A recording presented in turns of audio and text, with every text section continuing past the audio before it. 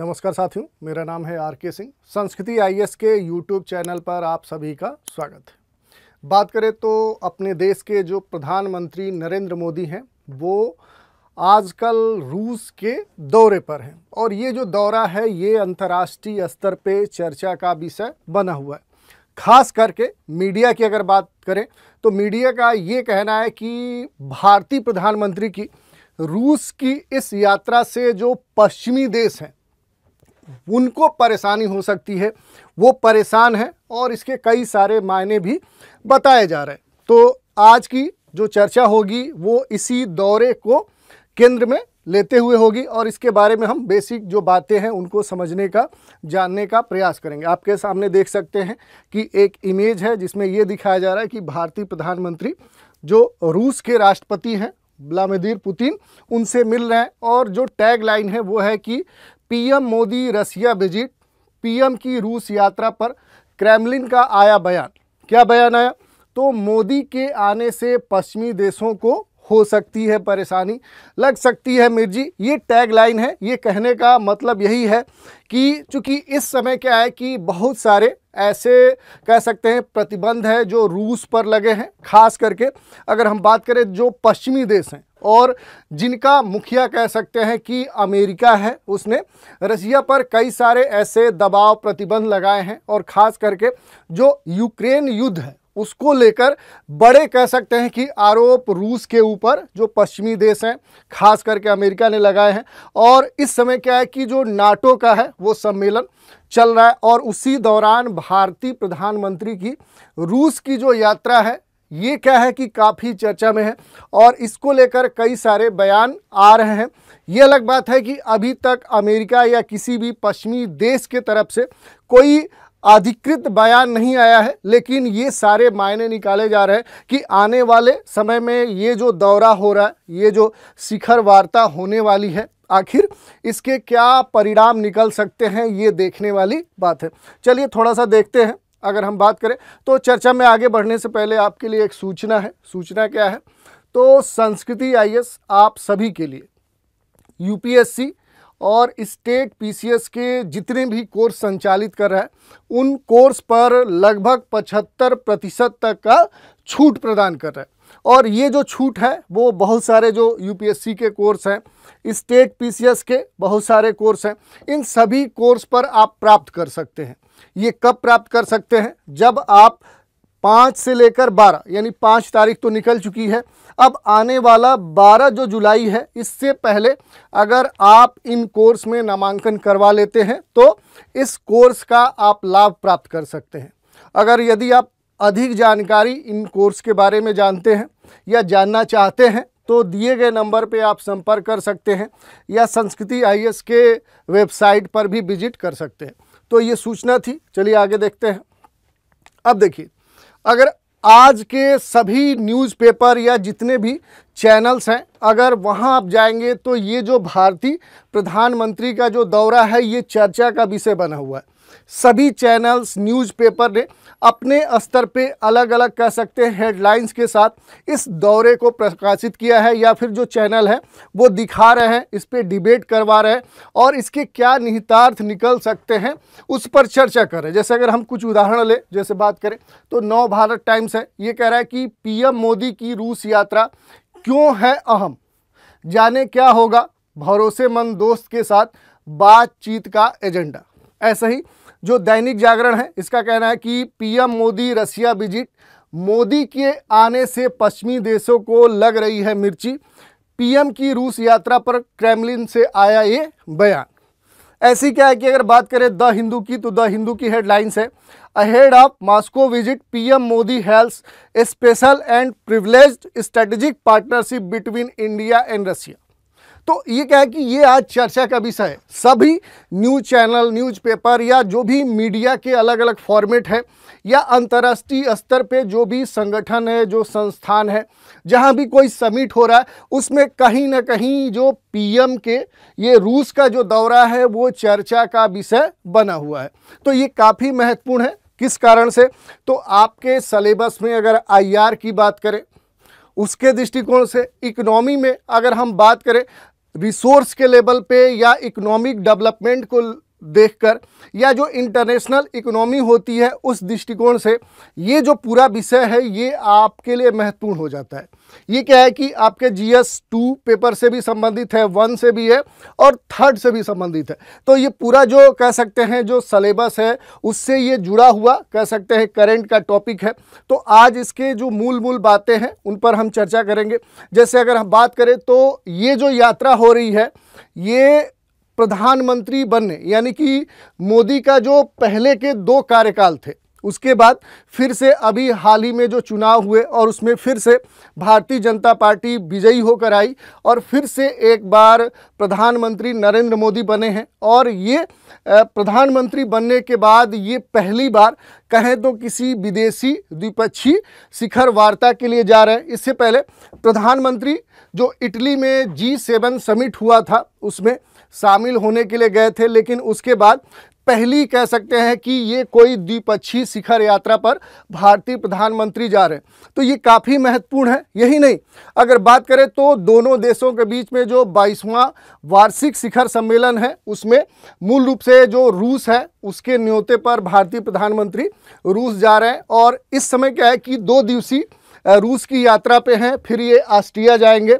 और इस दौरान इनके कई सारे ऐसे कार्यक्रम हैं जो काफ़ी चर्चा में रहने वाले हैं। ये अलग बात है कि इनके वहाँ जाने से पहले जो भी मीडिया है उसने पूछा कि आखिर मुद्दे क्या होंगे, यहाँ पर चर्चा के विषय क्या होंगे, कौन से एजेंडे लेकर भारत यहाँ पर जा रहा है। तो अभी तक खुलकर इसके बारे में कोई जानकारी नहीं दी गई है, लेकिन बहुत सारे ऐसे मुद्दे हैं जिनकी पहले से जानकारी है कि इन मुद्दों पर चर्चा हो सकती है, उन पर भी आएंगे और देखेंगे। तो देखिए थोड़ा सा इसको अगर और डिटेल में हम देखें, जैसे द हिंदू की बात करें, जो द हिंदू न्यूज़पेपर है, इसका ये कहना है कि मॉस्को यात्रा से पहले प्रधानमंत्री मोदी ने भारत और रूस के बीच विशेष और विशेषाधिकार प्राप्त रणनीतिक साझेदारी की सराहना की। तो देखिए ये भारतीय प्रधानमंत्री की कह सकते हैं विशेषता है, वो जो भी अपने साझेदार देश हैं, जो भी अपने संबंध हैं उनकी प्रशंसा करते हैं, उनसे जो संबंध है उसको और मजबूत बनाते हैं, पहले से प्रगाढ़ बनाते हैं। और उसी संदर्भ में भारतीय प्रधानमंत्री के द्वारा ये वक्तव्य आया है। यही नहीं, अगर हम बात करें तो जो प्रधानमंत्री हैं इन्होंने पुतिन को संबोधित करते हुए ये कहा कि मैं अपने मित्र राष्ट्रपति पुतिन के साथ द्विपक्षीय सहयोग के सभी पहलुओं की समीक्षा करने और अपने विभिन्न क्षेत्रीय और वैश्विक मुद्दों पर दृष्टिकोण साझा करने के लिए उत्सुक हूँ। दूसरी बात, हम एक शांतिपूर्ण और स्थिर क्षेत्र के लिए सहायक भूमिका निभाना चाहते हैं। तो देखिए 2 पॉइंट यहाँ काफ़ी महत्वपूर्ण है कि दोनों क्या है कि शांतिपूर्ण एक माहौल के निर्माण के लिए क्या है कि इस दौरे को लेकर चल रहे हैं। यही नहीं, यह यात्रा मुझे रूस में जीवंत भारतीय समुदाय से मिलने का भी अवसर प्रदान करेगी, क्योंकि ये जो दौरा हो रहा है इसमें पहले से ये निश्चित है कि भारतीय जो प्रधानमंत्री है रूस में रह रहे जो प्रवासी भारतीय हैं, जो समुदाय हैं, जो अलग अलग संगठन हैं, उनसे मिलेंगे। वहाँ के जो लोग हैं उनके तरफ से भी कुछ प्रतिक्रियाएं आई हैं। उनका ये कहना है कि वहाँ पर उनके लिए एक मंदिर निर्माण की कह सकते हैं कि प्रधानमंत्री से वो गुहार लगाएंगे। और ऐसे ही अगर बात करें तो रूस से सीधे भारत के लिए जो भी यात्रा से संबंधित जो एयर रूट हैं या जो एयर सुविधाएं हैं उनको उपलब्ध कराने की भी बात करेंगे। यही नहीं, रूस की अपनी यात्रा समाप्त करने के बाद श्री मोदी ऑस्ट्रिया जाएंगे। पहले हमने बताया कि 8 और 9 जुलाई को रूस रहेंगे, फिर 9-10 की जो इनकी यात्रा होगी वो ऑस्ट्रिया की होगी, और जो क्या होगी कि 41 वर्षों में किसी भारतीय प्रधानमंत्री की ऑस्ट्रिया की ये पहली यात्रा होगी। तो देखिए इससे भी संबंधित आपके प्रश्न पूछे जा सकते हैं, क्योंकि रूस के बारे में तो आप काफ़ी कुछ जानते हैं, लेकिन ऑस्ट्रिया के बारे में इसके फिजिकल या ज्योग्राफिकल जो लोकेशंस हैं वो आपके लिए महत्वपूर्ण हो सकता है। यही नहीं, उन्होंने अपने बयान में ये भी कहा कि ऑस्ट्रिया में मुझे राष्ट्रपति अलेक्जेंडर वान डेर बेलन और चार्ल्स जो यहाँ के चांसलर हैं कार्ल नेहमर, उनसे मिलने का भी अवसर प्राप्त होगा। यही नहीं, ऑस्ट्रिया हमारा दृढ़ और विश्वसनीय साझेदार है और हम लोकतंत्र और बहुलवाद के आदर्श को साझा करते हैं। तो ऑस्ट्रिया क्या है कि हमारे तरह से एक लोकतांत्रिक देश है, तो उससे हमारे देश से काफ़ी समानताएं हैं। तो इस दृष्टिकोण से भी देखें तो काफ़ी लंबे अंतराल के बाद कोई भारतीय प्रधानमंत्री ऑस्ट्रिया जा रहा है, तो वहाँ से भी जो संबंध है वो विकसित होने की संभावना है। तो देखिए, ये हमने देख लिया कि द हिंदू ने क्या प्रकाशित किया है इस दौरे के बारे में। यही नहीं, अगर हम बात करें कि इस दौरे के दौरान आखिर कौन से मुद्दे होंगे जिन पर दोनों कह सकते हैं कि जो दोनों देश के नेतृत्व हैं या जो नेता हैं उनके बीच में वार्ताएं हो सकती है, तो इस पे द हिंदू ने एक बड़ा आर्टिकल प्रकाशित किया है जिसका क्रक्स क्या है कि द हिंदू के अनुसार जो मोदी और यहाँ पर पुतिन है, दोनों के बीच में जो एजेंडे हैं जिन पर मुख्य रूप से बात होने की संभावना है वो कौन सी है। तो अगर उन एजेंडों की बात करें तो यूक्रेन युद्ध सबसे प्रमुख एक मुद्दा है। यही नहीं, अगर बात करें तो भारत के तरफ से जो भी भारतीय वहाँ यूक्रेन युद्ध में रूस की तरफ से लड़ रहे हैं, तो उनके वापसी का जो संवेदनशील मुद्दा है वो भी इस कह सकते हैं दौरे पे उठ सकता है। यही नहीं, जो भारत और रूस के बीच में जो व्यापार है, जिसको ये कहा जा रहा है कि दोनों देश लगभग 60% से अधिक कह सकते हैं कि इसको ले जाने पर भी बात कर सकते हैं। यही नहीं, रूस पर प्रतिबंधों के चलते भुगतान के मुद्दे को हल करने का जो पहले से एक कह सकते हैं कि ये मुद्दा है, इस पर भी बात हो सकती है।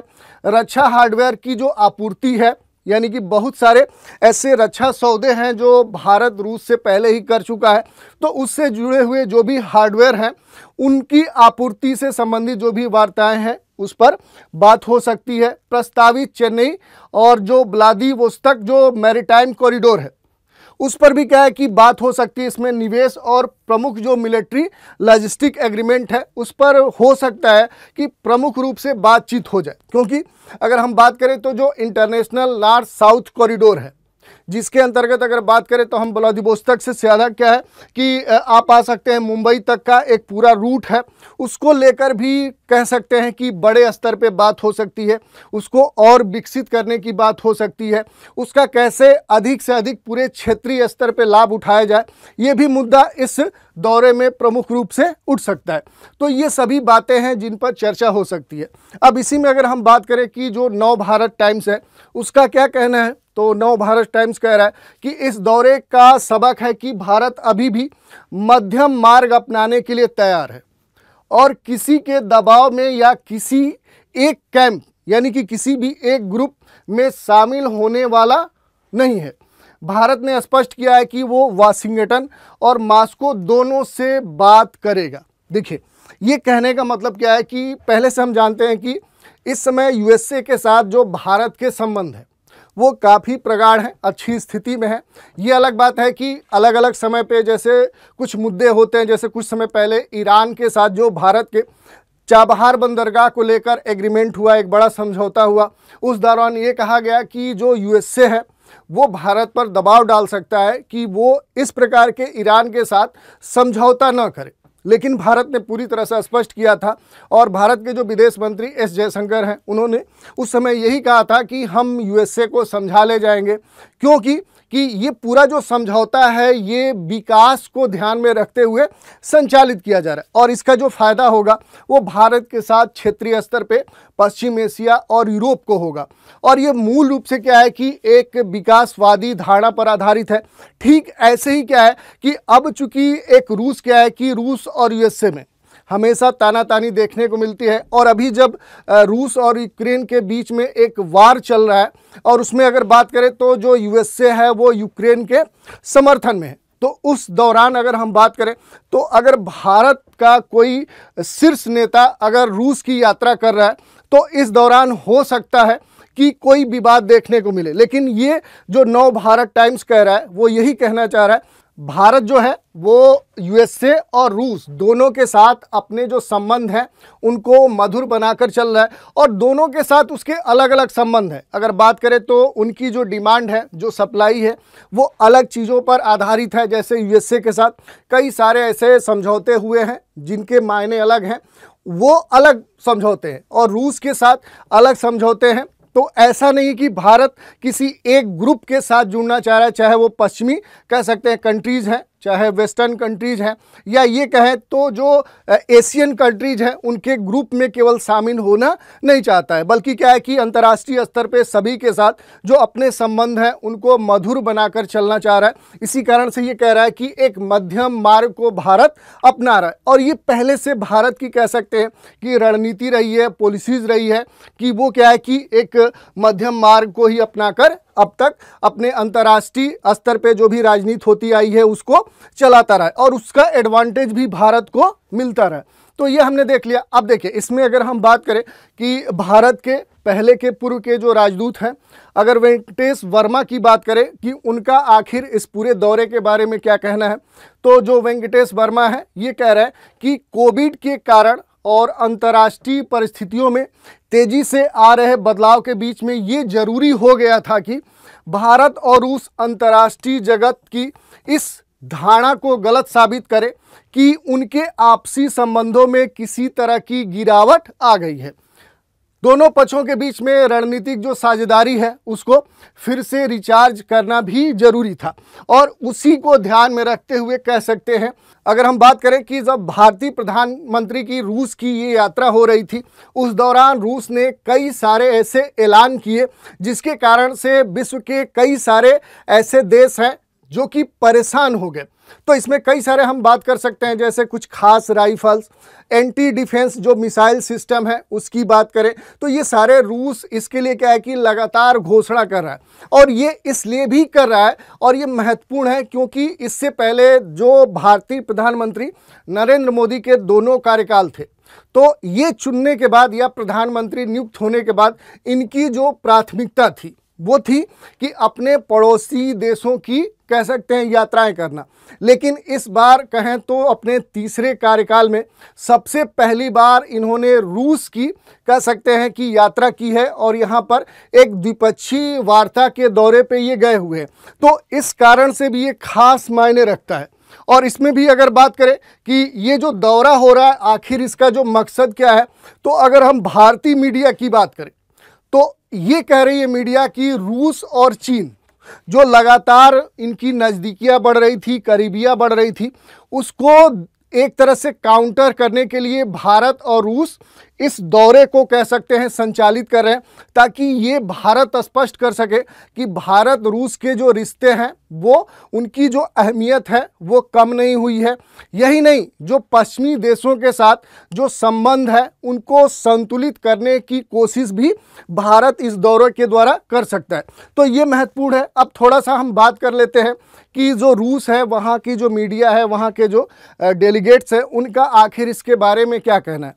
तो अगर बात करें कि जो क्रेमलिन प्रवक्ता हैं जो दिमित्री हैं, उनके अनुसार जो भारतीय प्रधानमंत्री की यह यात्रा हो रही है वो क्या है कि दोनों देशों के लिए काफ़ी अहम है। जो दोनों देश के नेता हैं वो क्षेत्रीय वैश्विक सुरक्षा, द्विपक्षीय संबंध और व्यापार पर कई सारे कह सकते हैं कि ऐसे एग्रीमेंट हैं या ऐसे मुद्दे हैं जिन पर विस्तृत रूप से चर्चा कर सकते हैं।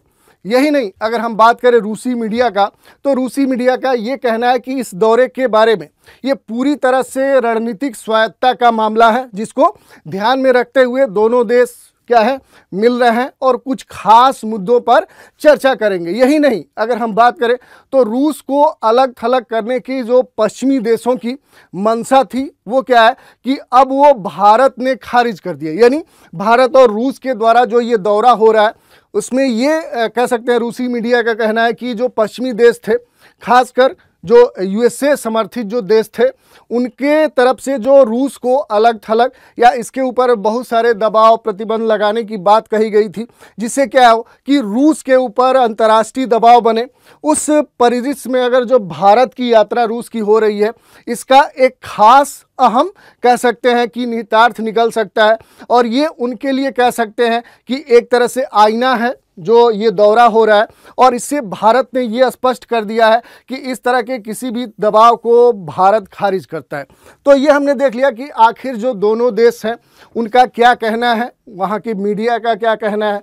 इस बीच में आखिर जो दोनों देश मिल रहे हैं इनके खास उद्देश्य क्या हो सकते हैं। इसमें अगर ये हम बात करें कि जो मौजूदा प्रधानमंत्री की तीसरे कार्यकाल में जो यात्रा हो रही है ये मौजूदा भू राजनीतिक वास्तविकताओं को प्रतिबिंबित भी करेगा।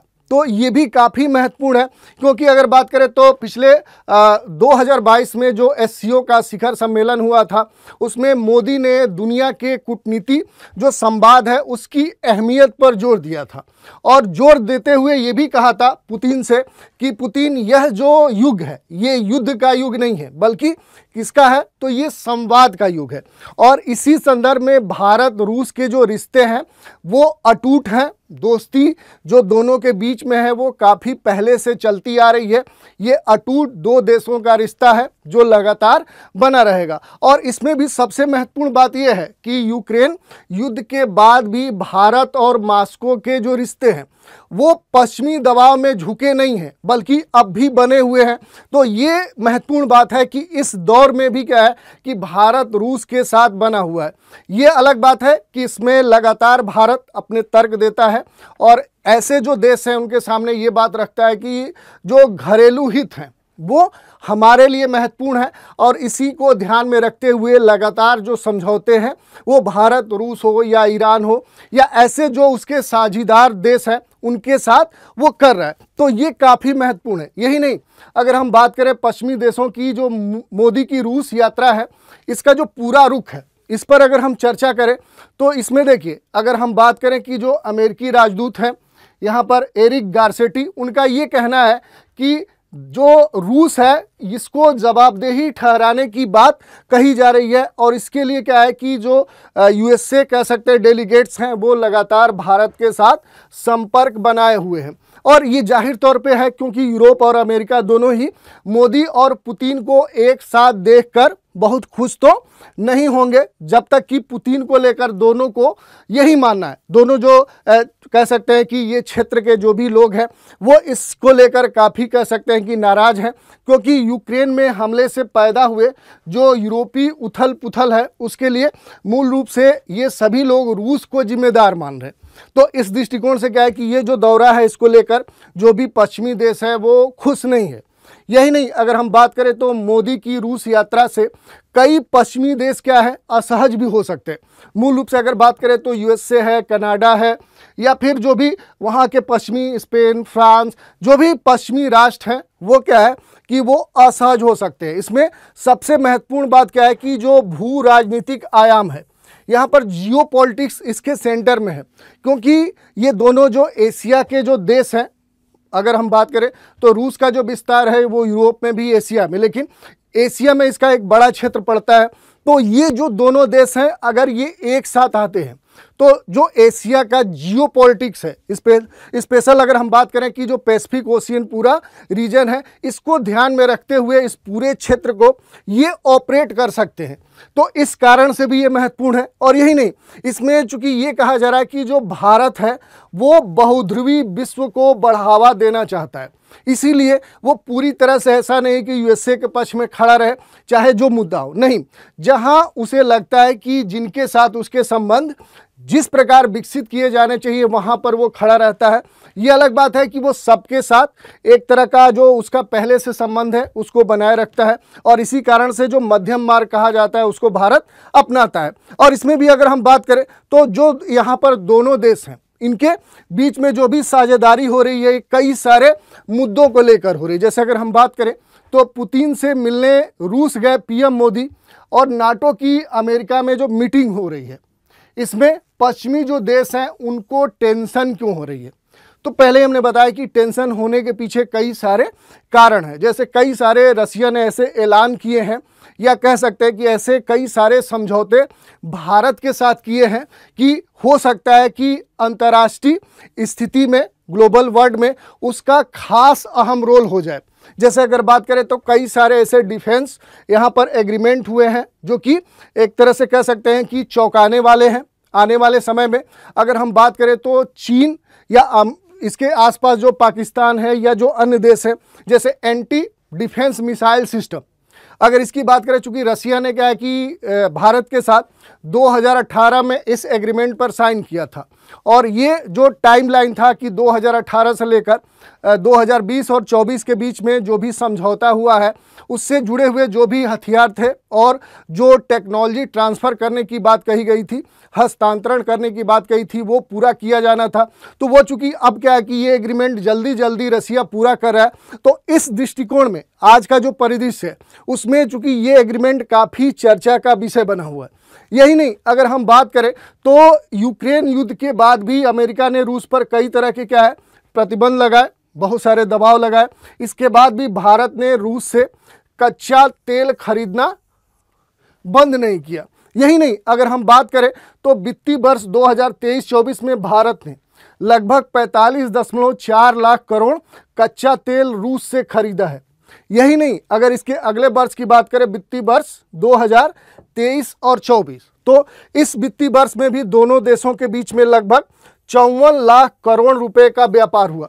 तो कह सकते हैं कि एक बड़ा ट्रेड है जो लगातार दोनों देशों के बीच में जारी है। और भारत ने रूस को सिर्फ 3.3 लाख करोड़ का निर्यात किया था। तो देखिए, एक तरफ से क्या है कि ये भारत के जो ज़रूरतें हैं वो लगातार रूस पूरा कर रहा है, और इसी को ध्यान में रखते हुए क्या है कि जो भारत है वो पश्चिमी देश या खास करके कहें तो यूएसए के सामने ये कहता है हमारी जो घरेलू ज़रूरतें हैं वो क्या है कि काफ़ी अधिक है और वो बिना आयात किए हुए नहीं पूरी हो सकती हैं। इसी कारण से चाहे हम रूस हो, चाहे वो ईरान हो या चाहे अन्य देश हो, वहाँ से हम उनके साथ जो भी समझौते किए हैं उनको जारी रखेंगे, क्योंकि वो हमारी मजबूरी है। तो इस तरह से कई सारे ऐसे कह सकते हैं कि ट्रेड हैं या ऐसे मुद्दे हैं जिन पर भारत रूस के साथ लगातार बना हुआ है। जैसा कि अगर बात करें तो अभी क्या है कि एयर डिफेंस सिस्टम खरीदने की जो 2018 में बात हुई थी, या जो मैंगो मिसाइल है उसके मैन्युफैक्चरिंग को लेकर या इसके टेक्नोलॉजी को लेकर, इस पर क्या है कि दोनों देशों के बीच में बातें हो चुकी हैं। और ये जो बड़े एग्रीमेंट हैं जो कि डिफेंस से जुड़े हुए, या इससे पहले अगर हम बात करें कि बड़े स्तर पे जो यहाँ पर जो कह सकते हैं कि 203 जो राइफल्स हैं उनको लेकर भी एक बड़ा एग्रीमेंट हुआ है जो इस समय अपने सेना को दिया जाना है, यानी भारतीय जो सैन्य कह सकते हैं जो सैनिक हैं उनको दिया जाना है। तो ये सारे ऐसे ऐलान रसिया के द्वारा किए गए हैं जिसके कारण से जो पश्चिमी देश हैं या जो अन्य देश हैं, जैसे बात करें जो चीन है, वो चीन पाकिस्तान परेशान हो सकते हैं, क्योंकि ऐसे एंटी डिफेंस मिसाइल सिस्टम अब भारत के पास होगा कि यदि उसके सीमा पर ये पहले से तैनात होंगे तो चीन हो पाकिस्तान हो, यदि वो कोई मिसाइल या किसी भी इस तरह के अटैक करता है तो पहले ही भारत उनको क्या कर सकता है, निरस्त कर सकता है, नेस्तनाबूद कर सकता है। तो उनके सामने ये चिंता की बात है। और ऐसे ही क्या है कि बहुत सारे ऐसे गोला बारूद या इस तरह के बड़े डिफेंस वाले सौदे हुए हैं जिससे भारत की जो सैन्य क्षमता है वो पहले से कई गुनी बढ़नी है। तो ये सारे ऐसे कह सकते हैं तथ्य हैं जिनके कारण से विश्व के बहुत सारे ऐसे देश हैं जो इस बार भारत और रूस के बीच में जो दौरा होने जा रहा है उसके कारण से चिंतित है। तो ये हमने देख लिया। अब देखिए, इसके बाद अगर हम बात करें कि प्रमुख रूप से दोनों देशों के बीच में जो बातें होनी है वो किन मुद्दों पर हो सकती हैं, तो इसमें 2-3 मुद्दे हैं। जैसे अगर बात करें तो क्षेत्रीय जो मुद्दा है वो काफ़ी प्रमुख है भारत और रूस के बीच में, क्षेत्रीय स्तर पे, और वो भी भारतीय जो प्रशांत क्षेत्र है उसको लेकर कुछ बड़े समझौते हो सकते हैं, वार्ताएं हो सकती हैं। यही नहीं, अगर वैश्विक परिदृश्य में देखें तो वैश्विक सुरक्षा को लेकर, ग्लोबल सिक्योरिटी को लेकर भी भारत और रूस के बीच में कुछ बड़े एग्रीमेंट हो सकते हैं।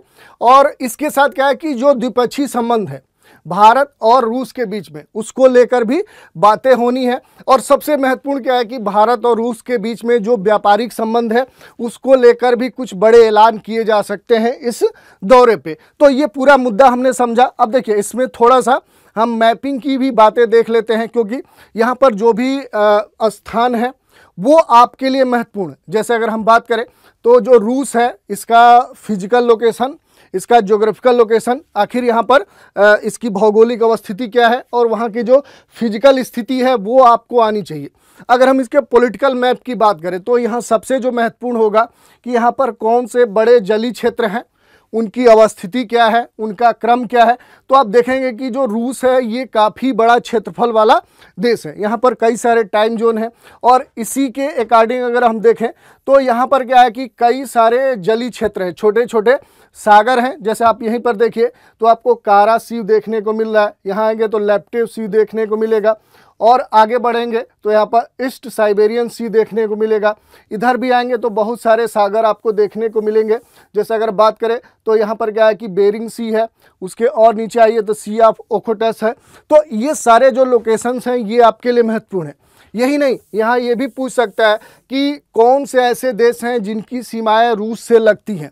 तो आप देख सकते हैं कि जो भी चूँकि बड़ा इसका जो राजनीतिक सीमा है वो काफ़ी बड़ी है। तो आप ये ध्यान रखिएगा कि कौन कौन से प्रमुख देश हैं जिनकी सीमाएं रूस से लगती हैं।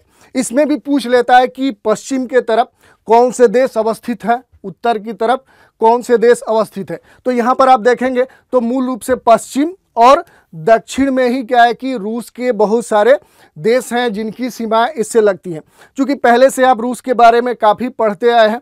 और यही नहीं, अगर फिजिकल लोकेशन के बारे में देखेंगे तो बड़ा क्षेत्रफल है और इसके कई सारे ऐसे क्षेत्र हैं, यहाँ पर कई सारे फिजिकल कह सकते हैं कि फीचर्स आपको देखने को मिल सकते हैं।